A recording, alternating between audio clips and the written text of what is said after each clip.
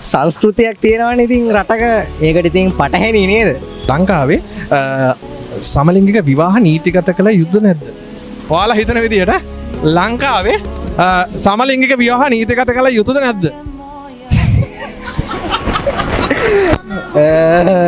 අම්මෝ ඇත්තම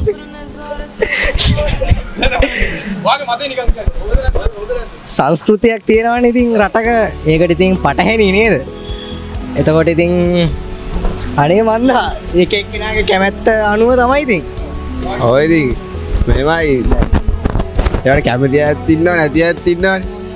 එතකොට ඉතින් මේ ඒගොල්ලෝ කැමැත්ත අනුව තමයි ඉතින් කාරණා බෞද්ධරයක් කැමැත්ත බලලා. කැමැත්ත අනුව තමයි ඉතින් කට්ටිය.